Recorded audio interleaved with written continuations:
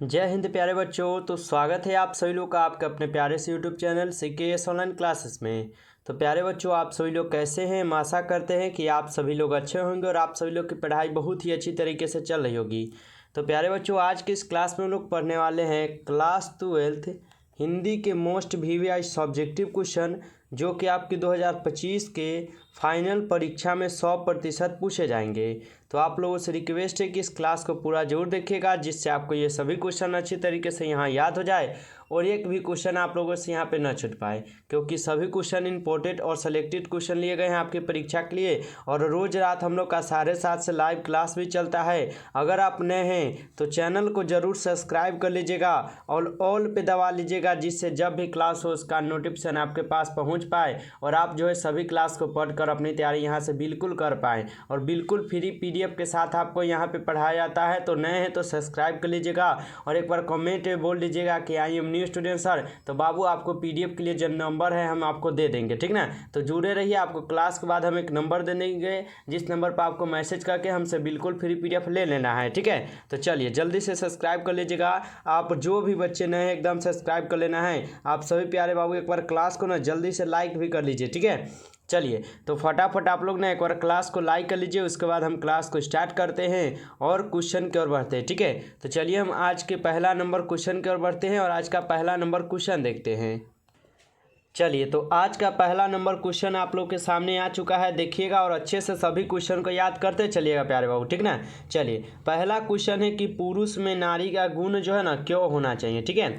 पुरुष में नारी का गुण जो है क्यों होना चाहिए प्यारे बाबू। तो उत्तर देखिएगा, बहुत ही आसान भाषा में आपको पढ़ाएंगे, ठीक है। चलिए तो पुरुष में नारी का क्या है गुण आने पर क्या है, वह अधिक संवेदनशील दयावान बन जाता है। यदि किसी भी पुरुष में अगर नारी का गुण यहाँ पर आ जाता है ना गुण, तो उसके जीवन में क्या है, संवेदनशील ही होता है, ठीक ना। यानी उनके जीवन के लिए बहुत ही अच्छा ही होता है, ठीक है। उसकी क्या है, आक्रामकता कम जाती है। उसकी आक्रामकता क्या है प्यारे बाबू, तो कम जाती है। अगर पुरुष में अगर नारी के गुण आ जाएगा ना, तो पुरुष अपने जीवन में बहुत सारे काम को भी कर पाएंगे और उसके जीवन में क्या है, तो बहुत सारी आक्रामकता आएंगे, यानी बहुत सारे काम जो वो कर पाएंगे, ठीक ना। जैसे मान लीजिए कि एग्जाम्पल पर खाना बनाना, खाना पीना बनाना क्या ये स्त्रियों का काम है। लेकिन अगर मान लीजिए कि स्त्रियों का गुण अगर आपके अंदर आ रहा है, तो आप कहीं पे कमाने जाइएगा बाहर, दिल्ली पंजाब जहाँ पे भाई जाइए, ठीक है।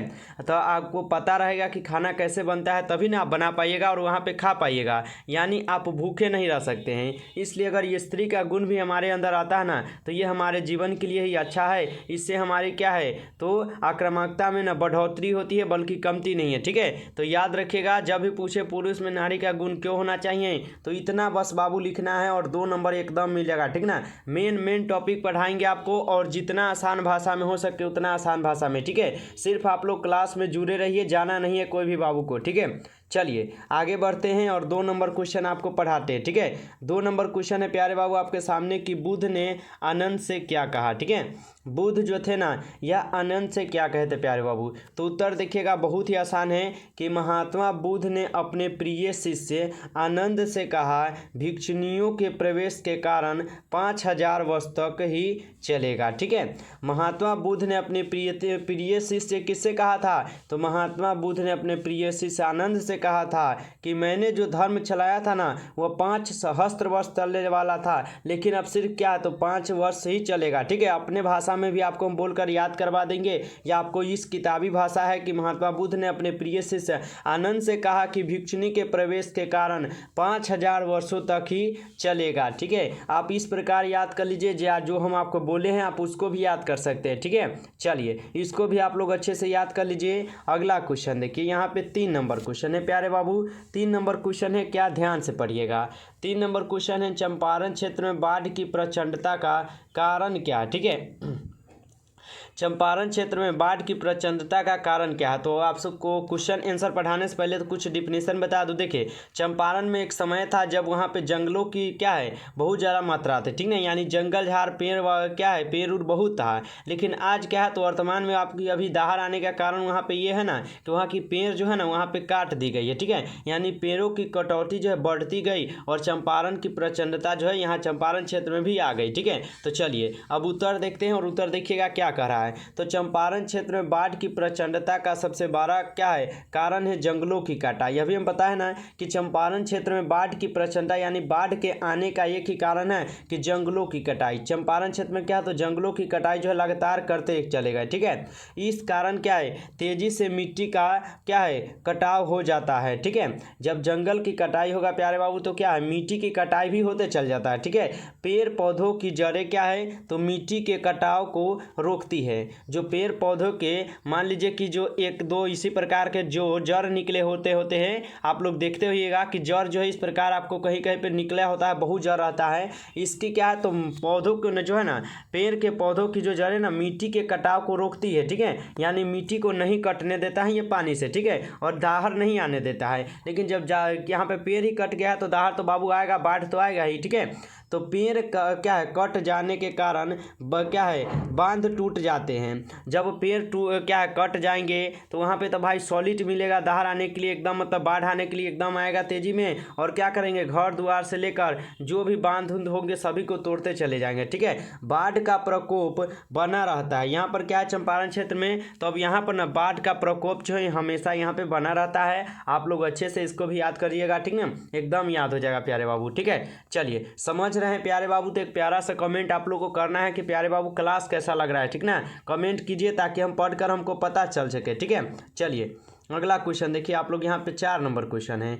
4 नंबर क्वेश्चन आपके सामने है कि हिंदी कविता में प्रगीतों का स्थान निरूपित करें, ठीक है। हिंदी कविता में क्या करना है, तो प्रगीतों का स्थान क्या है निरूपित करना है। उत्तर देखिएगा, उत्तर है कि विद्यापति से आधुनिक काल तक के कवियों की रचनाएं प्रगीतनात्मक में है, ठीक है। क्या है, तो विद्यापति से आधुनिक काल तक, ठीक है, जो विद्यापति थे उनसे आधुनिक काल तक जो है ना कवियों की रचनाएं जो है ना, जो कवि लोग हैं उनकी रचनाएं जो है प्रगीतनात्मक में है, जिसमें सामाजिक जीवन का न भी चित्रण है। जिसमें क्या है, तो सामाजिक यानी जो समाज में आप जीवन जी रहे हैं और सामाजिक जो जीवन है ना उसका भी चित्रण यानी उनका भी बात है, और सभी प्रकार के यहाँ पे देखने को मिलता है। ये क्या है, तो हिंदी कविता की प्रगीत स्थान में, ठीक है। इसको आप लोग अच्छे से जरूर क्या याद करिएगा, ये भी 2 नंबर में आपके पूछ देगा क्वेश्चन, ठीक है, एकदम याद करते चलना है। अगला क्वेश्चन प्यारे बाबू देखिएगा 5 नंबर क्वेश्चन है कि मालती के घर का वातावरण कैसा था, ठीक है। उत्तर देखिएगा प्यारे बाबू क्या है कि मालती के घर का वातावरण कैसा था क्वेश्चन है, और उत्तर देना है कि मालती के घर का वातावरण पूर्णतः संवेदना शून्य था, ठीक है। मालती के घर का वातावरण कैसा था, तो मालती के घर का वातावरण जो है ना यहाँ पे पूर्णतः संवेदना शून्य था, ठीक है। वहाँ सभी क्या है यंत्रवत जीवन व्यतीत कर रहे थे। देखिए व्यतीत यंत्रवत जीवन कहने का मतलब है कि वहाँ पे जो है ना एकदम कोई खुशहाली ही नहीं थी, ठीक है। यानी एकदम अपना यंत्रवत जीवन जी रहे थे, कोई भी खुश नहीं था, सब मतलब एक दूसरे में पता नहीं क्या हुआ था, एकदम मतलब मौन की तरह बैठे हुए थे, ठीक ना। जिस प्रकार वो लोग बोल ही नहीं पाएंगे, ठीक है। तो उसी प्रकार क्या है, तो वहाँ सभी यंत्रवत जीवन व्यतीत करें यानी जीवन जो है ना जी रहे हैं, ठीक है। पारिवारिक जीवन में सरास्ता का अभाव था, ठीक है। यहाँ पे क्या है, तो मालती के ना घर का वातावरण कैसा था, तो मालती के घर का वातावरण पूर्णतः संवेदना शून्य था।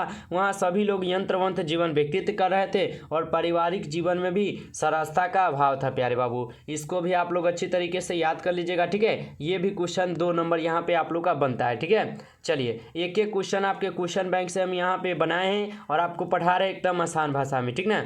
चलिए अगला क्वेश्चन देखिएगा आप लोग यहाँ पे 6 नंबर क्वेश्चन, ठीक है। 6 नंबर क्वेश्चन को थोड़ा हम छोटा कर देते हैं जिससे आप लोग को ना पूरा क्वेश्चन लौक सके। चलिए अब लौकेगा, आपको पूरा क्वेश्चन नहीं कटेगा, ठीक है। चलिए 6 नंबर क्वेश्चन को प्यारे बाबू समझिएगा कि मानक और सिपाही एक दूसरे को ना क्यों मारना चाहते थे, ठीक है। मानक और सिपाही एक दूसरे को जो क्यों मारना चाहते थे, तो उत्तर देखिएगा, ठीक है। उत्तर है प्यारे बाबू कि मानक और सिपाही दोनों ही युद्ध में ना गोली चलाते चलाते क्या है बर्बाद हो चुके थे, ठीक है। मानक और जो सिपाही था यह दोनों जो है युद्ध में ना गोली चलाते चलाते बर्बाद हो चुके थे।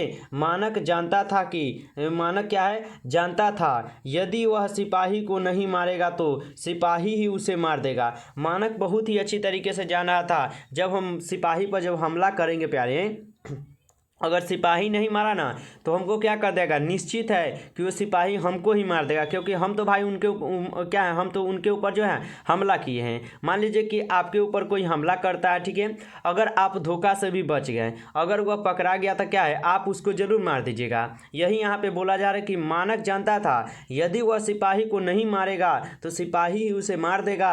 इसी तरह सिपाही भी समझता था, इस कारण दोनों एक दूसरे को ना मार देना चाहते थे। इसी प्रकार सिपाही भी जानता था अगर हम मानक को नहीं मारेंगे ना तो मानक हमको पक्का मार देगा। यानी दोनों जो है ना एक दूसरे को इसलिए मारना चाहते थे, अगर हम उसको नहीं मारेंगे तो वो हमको मार देंगे, अगर हम क्या है वह हमको नहीं मारेगा तो हम उनको मार देंगे। मतलब इस प्रकार के यहाँ पे जो है ना वातावरण था, ठीक है, याद रखिएगा। इस प्रकार अपनी सुरक्षा के लिए दोनों एक दूसरे को ना मार देना चाहते थे। इसी प्रकार क्या है, तो सिपाही चाहते थे कि हम मानक को मार दें और मानक चाहता था कि हम सिपाही को मार दें और हम अपनी जान को बचा लें, ठीक है। यानी इसी के लिए क्या है, वह एक दूसरे को ना मारना चाहते थे यहाँ पे जान से, ठीक है। याद रखिएगा, जब भी पूछे मानक और सिपाही एक दूसरे को क्यों मारना चाहते थे प्यारे बाबू, तो अच्छे से एकदम इसको याद कर लीजिएगा। ये क्वेश्चन आपको 5 नंबर में पूछता है और 2 नंबर दोनों में पूछता है। आपको जो में पूछ दे, लेकिन पूछ देगा ये कंफर्म है, ठीक है। 2 में पूछे या 5 में, कहीं भी पूछ दे, आप लोगों को बना कर आ जाना है, ठीक है। चलिए नेक्स्ट क्वेश्चन देखिए प्यारे बाबू, यहाँ पे 7 नंबर क्वेश्चन, ठीक है।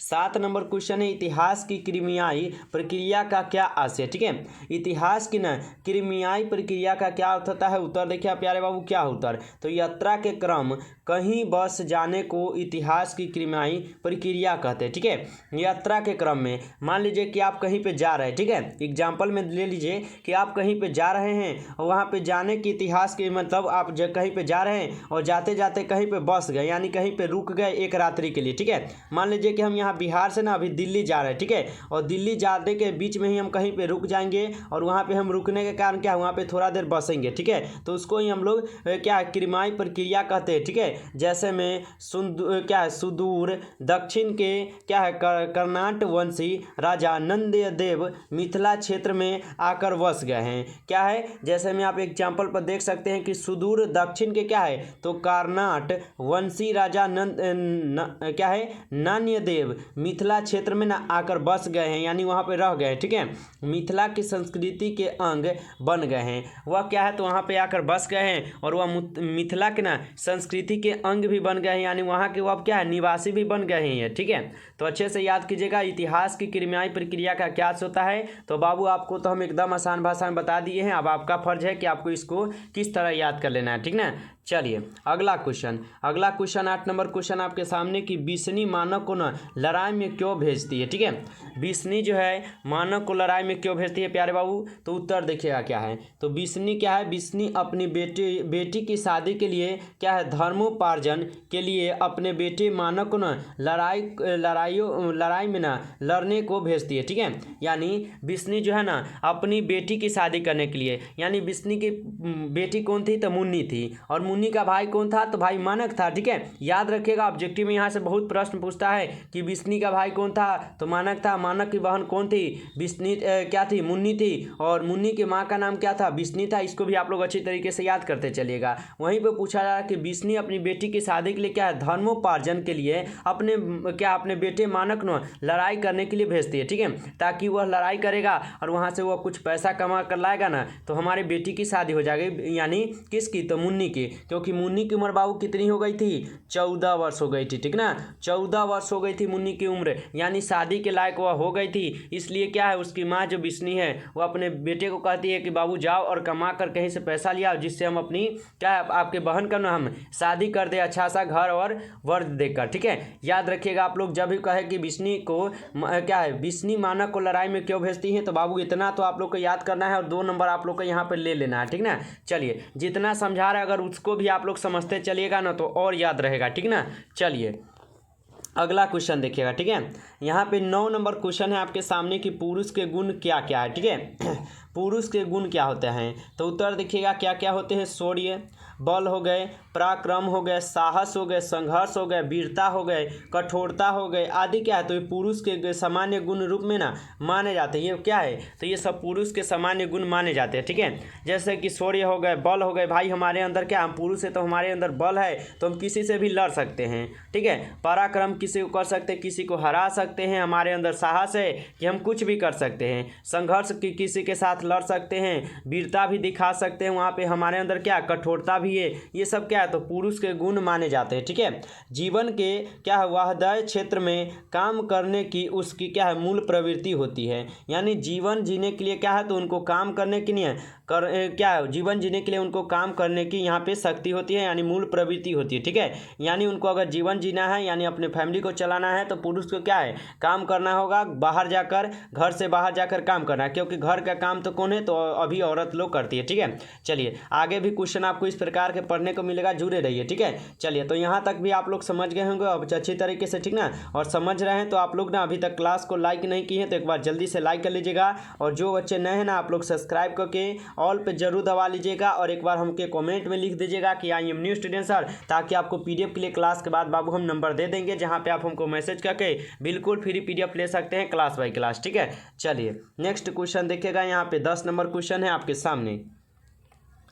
10 नंबर क्वेश्चन है कि आदर्श क्या है अर्धनारीश्वर। ठीक है, यहाँ पे अर्धनारीश्वर हो जाएगा। अर्धनारीश्वर की कल्पना क्यों की गई है। ठीक है, अर्धनारीश्वर की कल्पना प्यारे बाबू जो है ना क्यों किए गए हैं, उत्तर देखिएगा। ठीक है, उत्तर दिया गया है कि समाज के विकास में स्त्री और पुरुष के समान योगदान को दिखाने के लिए ना अर्धनारीश्वर की कल्पना की गई है। ठीक है, समाज के विकास में स्त्री और पुरुष को समान योगदान दिखाने के, यानी पुरुष क्या है ना तो पुरुष अलग है ना ही स्त्री अलग है, यानी उनको क्या है तो समान क्या है यहाँ पे सामान्य अवसर मिलना चाहिए, सबको एक समान समझना चाहिए, पुरुष हो या नारी हो। ठीक है, पुरुष या नारी सभी को एक समान मानना चाहिए। यहाँ पे यही कहा गया है, यहाँ पे आपको किताब के जरिए यानी आपके कहानी के जरिए। ठीक है, तो समाज के विकास में स्त्री और पुरुष के समाज क्या है समान योगदान को दिखाने के लिए क्या किए गए हैं तो अर्धनारीश्वर की कल्पना की गई है, जिसमें आपको देखने को मिलता है आधा क्या है तो आधा नर है और आधा नारी है, यानी बोले तो शंकर और पार्वती का। ठीक है, ठीक है, देवों के देव महादेव स्त्री और क्या है पुरुष दोनों थे। ठीक है, देवों के देव जो महादेव है जिसको हम लोग शंकर बोलते हैं वो क्या है तो स्त्री और पुरुष दोनों थे। ठीक ना, पुरुष के समान ही स्त्री को भी समान मिलना चाहिए।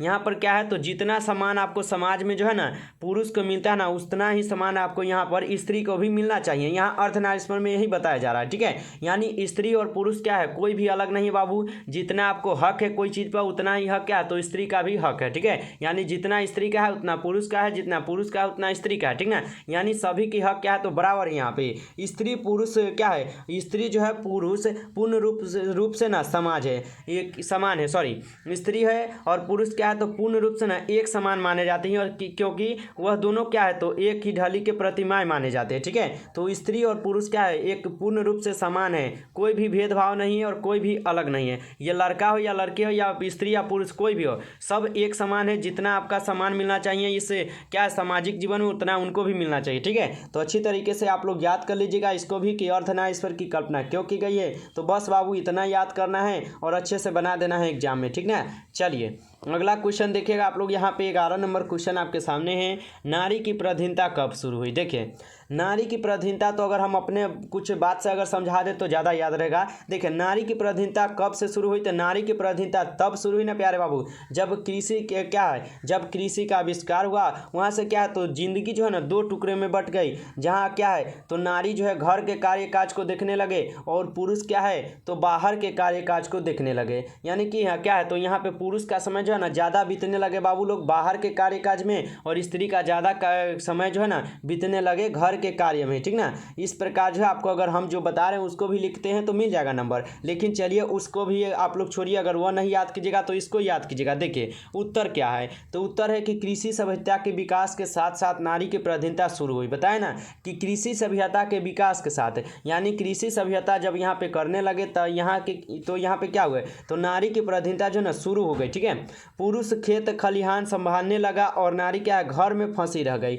यहाँ पे क्या है तो पुरुष खेत खेत खलिहान को संभालने लगे और नारी क्या है तो घर में ही फंसी रह गई, यानी घर के कार्य काज को ना वह देखने लगी। ठीक है, तो घर के सीमित क्षेत्र में उलझने के कारण क्या है नारी पराधीन हो गई है। घर के सीमित समय यानी घर में ज़्यादा देर रहने के कारण क्या है तो यहाँ पे नारी जो है ना पराधीन हो गई है। ठीक ना, तो इसको भी आप लोग याद कीजिएगा, नारी की पराधीनता कब से शुरू हुई, तो आप लोग बाबू इसको भी अच्छी तरीके से याद कर लीजिएगा। जो हम बताए हैं उसको आप लोग याद कर लीजिए, या जो आपको यहाँ पे हम किताबी भाषा में बताए हैं आप लोग इसको भी याद कर सकते हैं। ठीक है, दो तरह को आपको हम पढ़ा रहे हैं, जो कि आपको जो अच्छा लगे आप लोग याद कर सकते हैं। ठीक है, चलिए यहाँ पे देखिएगा आप लोग, यहाँ पे 12 नंबर क्वेश्चन आपके सामने है। 12 नंबर क्वेश्चन है कि क्या है, गौरव ने नीलहे किसानों पर ना क्या अत्याचार किया। गौरव कहने का मतलब है कि जो पहले अंग्रेज लोग हुआ करते थे। ठीक है, जो अंग्रेज होते थे उनको हम लोग पहले गौरव भी बोलते थे। ठीक है, तो अंग्रेजों क्या करते थे, किसानों पर क्या अत्याचार करते थे, इनको हमको बताना है। ठीक है, उत्तर देखिएगा कि गौरव नीलहे किसानों के साथ क्या पशुवत व्यवहार करते थे, यानी जो ये अंग्रेज लोग थे ना या किसानों पर बहुत ही ज़्यादा अत्याचार किया करते थे। किसानों के द्वारा तनिक भी विरोध करने पर उनके क्या है घर को जला दिया जाता था। किसान अगर थोड़ा भी क्या है विरोध करते हैं उन अंग्रेजों के विरुद्ध ना, तो उनके घर को क्या करते थे तो जला दिया जाते थे, और उन पे ना बहुत ज़्यादा अत्याचार भी किया जाता था उस समय, क्योंकि हमारा क्या उस समय देश जो है ना आज़ाद नहीं था, यानी गुलाम था अंग्रेजों का। ठीक है, जिस मार्ग से अंग्रेज जाते थे उस पर पशु ले जाना मना था, यानी जिस भी मार्ग यानी जिस भी रोड से ना बोले तो ठीक है, जिस भी रोड से अगर अंग्रेज जाते हैं ना उस पर हम पशु नहीं ले जा सकते हैं। ठीक ना, पशु को नहीं ले जा सकते, उन क्या है उनसे बेकार काम क्या है काम लिया जाता था उनसे क्या है, तो यहाँ पे ना बहुत सारे काम लिया जाते थे, यानी कि बहुत सारे काम यहाँ पे करवाया जाता था। ठीक है, उन्हें क्या है तो नजराने के रूप में ना क्या है उन्हें नजराने के रूप में भी देना पड़ता था, यानी क्या किसानों को ना नजराने के रूप भी देना पड़ता था, यानी टैक्स भी देना पड़ता था। विरोध करने पर जेल में बंद कर दिया जाता था किसानों को। ठीक है, जब ये किसान लोग अगर विरोध करते थे अंग्रेजों का तो यहाँ पे क्या करते थे तो उनको जो है यहाँ पे जेल में ही बंद कर दिया जाता था अंग्रेजों द्वारा। ठीक है, और मारा पीटा भी जाता था अंग्रेजों को, याद रख सॉरी यहाँ पे किसानों को मारा पीटा भी जाता था ये अंग्रेजों द्वारा। ठीक है, तो जब भी पूछे कि गैरों यानी कि क्या है अंग्रेजों ने किसानों पर क्या अत्याचार किया, तो आप लोग यहाँ तक लिख दीजिएगा। आपको पूछेगा गैरों ने नीलहे किसानों पर क्या अत्याचार किया, या पूछेगा अंग्रेजों ने नीलहे किसानों पर क्या अत्याचार किया। ठीक है, आपको जिस भाषा में पूछे या जिस भी प्रकार पूछे आपको लिख कर आना है, छोड़ना नहीं है। ठीक है, एक एक क्वेश्चन आपके लिए इंपॉर्टेंट रहेगा। चलिए अगला क्वेश्चन देखिएगा आप लोग यहाँ पे 13 नंबर क्वेश्चन। ठीक है, 13 नंबर क्वेश्चन है कला के लिए सिद्धांत क्या। ठीक है, कला के लिए सिद्धांत क्या होता है इसको आप लोग समझिएगा उत्तर। ठीक है, तो उत्तर दिया गया है कि विश्व स्तर पर साहित्य के क्षेत्र में कला के लिए एक कला जीवन के लिए क्या है तो सिद्धांत का चलन है, यानी अच्छा एक चयन बोल सकते हैं। ठीक है, तो कला के लिए सिद्धांत का अर्थ क्या है तो विश्व स्तर पर ना साहित्य के क्षेत्र में कला के लिए एवं कला जीवन के लिए क्या तो सिद्धांत का चलन है, यानी क्या है कला अगर हमारे अंदर रहेगा तभी तो हम आगे कुछ करेंगे। मान लीजिए कि आपको क्या है कुछ बनाने की कला, ठीक है, आपको संगीत गाने यानी गीत उत गाने की कला, ठीक है, आपको अगर अंदर है कि पढ़ाने का कला है तो मतलब ये कला क्या है हमारे जीवन के लिए ना अच्छा है। ठीक है, अगर हमारे अंदर कला है तो हम कुछ भी कर सकते हैं। ठीक है, इसमें क्या है तो कला को सिर्फ मनोरंजनात्मक रूप में ना प्रस्तुत किया जाता है। यहाँ पे क्या है तो कला को ना मनोरंजनात्मक रूप में यहाँ पे प्रस्तुत किया जाता है। इसमें शास्त्रीय बातों पर अधिक ध्यान दिया जाता है। ठीक है, यहाँ पे शास्त्रीय जो बात होते हैं ना यहाँ पर बहुत ही अधिक ध्यान दिया जाता है, यानी बहुत ही अच्छी तरीके से देखा और जो सुना भी जाता है। जैसे कि देख सकते हैं रीतिकालीन काव्य इसका क्या है तो उदाहरण माना जाता है। जैसे देख सकते हैं कि रीतिकालीन क्या है तो ये इसका एक जैसे में दिया गया है कि रीतिकालीन काव्य इसका क्या है तो काव्य इसका उदाहरण माना जाता है यहाँ पे कला के लिए। ठीक है, इसको भी आप लोग याद कर लीजिएगा, जब भी कहे कि कला के लिए सिद्धांत का अर्थ क्या है तो याद रखिएगा। ठीक है, चलिए आगे बढ़ते हैं। अगला क्वेश्चन देखिएगा आप लोग यहाँ पे 14 नंबर क्वेश्चन, ठीक ना, 14 नंबर क्वेश्चन आपके सामने आ चुका है। और 14 नंबर क्वेश्चन क्या है कुंती और गांधारी के क्या है संविधान वार्ता से महाभारत रुक सकता था, स्पष्ट करें। यानी जब कुंती चाहते ना तो यहाँ पे महाभारत को नहीं होने देते और वो क्या करते कुंती और गांधारी जो है ना वो महाभारत को रोक भी सकते थे। ठीक ना, ठीक है, याद रखिएगा। उत्तर क्या है, तो उत्तर है कि कुंती और गांधारी क्या है, ममतामयी माँ थी। ठीक है, कुंती और गांधारी क्या थी, तो यह एक ममतामयी माँ थी। और कोई भी माँ नहीं चलेगा कि कोई भी माँ नहीं चाहेगा कि हमारा पुत्र को हानि हो, हमारे पति को हो या हमारे घर में कोई प्रॉब्लम हो। ठीक ना, यानी कुंती और गांधारी क्या है, एक ममतामयी माँ थी।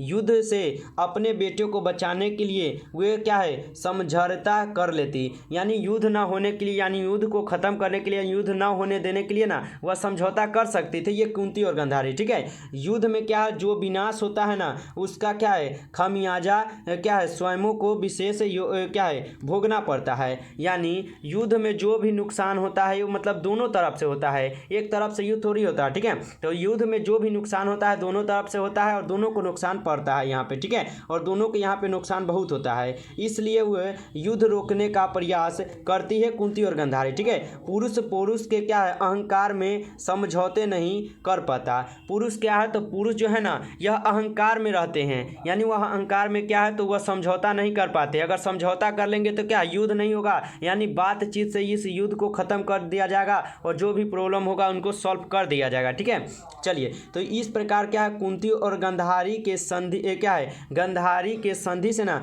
महाभारत का युद्ध रुक सकता है। ठीक है, अगर कुंती और गांधारी अगर समझौते करने देते उनको ये सब, तो क्या कहें, यहाँ पे महाभारत नहीं होता और ये युद्ध यहीं पे ही रुक जाता। ठीक है, तो याद रखिएगा, पूछे कि कुंती और गांधारी के क्या है, संधि वार्ता से महाभारत रुक सकता था, स्पष्ट करे। तो स्पष्ट करे जब भी पूछे आप लोग अच्छी तरीके से यहाँ तक लिखिए और 5 नंबर आप लोग यहाँ पे बना कर आइए एग्जाम में, अच्छे से नंबर लाइए। ठीक ना, चलिए, तो प्यारे बाबू आपको हम 14 क्वेश्चन आज फिर से पढ़ाए हैं और एक एक क्वेश्चन आपके लिए VVI क्वेश्चन था जो कि आपको हम पढ़ा दिए प्यारे। ठीक ना, चलिए, तो आपको अगर क्लास अच्छा लगा हो प्यारे बाबू तो आपको क्या करना है कि अपने क्लास को ना आपको पहले तो लाइक करना है जाने से पहले। ठीक है, और जो बच्चे नए हैं आप लोगों को सब्सक्राइब भी करना है और ऑल पे दबा के एक बार कमेंट में लिख देना है कि I am new student sir, ताकि बाबू आपको भी यहाँ से डेली क्लास का डेली PDF मिल सके। और सब्सक्राइब करके जुड़े रहिएगा, तो जब भी क्लास होगा उसका नोटिफिकेशन आपके पास पहुँच जाएगा और आप जो है सबसे पहले उस क्लास को पढ़कर अपनी तैयारी कर पाएंगे। ठीक है, तो जल्दी से एक बार लाइक और सब्सक्राइब कर लीजिए और जो भी वो नए बच्चे हैं आप लोग इस नंबर पर हमको मैसेज भी कर दीजिए PDF के लिए। ठीक है, 962 18 834। ठीक है, तो आप लोगों को इस नंबर पर मैसेज करना है और बोलना है कि सर हमको PDF चाहिए, तो बाबू आपको ग्रुप में जोड़ दिया जाएगा जहाँ पे आप लोगों को PDF मिल जाएगा। ठीक है, चलिए फिर मिलते हैं हम लोग नेक्स्ट क्लास में, तब तक के लिए जय हिंद जय भारत प्यारे बाबू। ठीक है।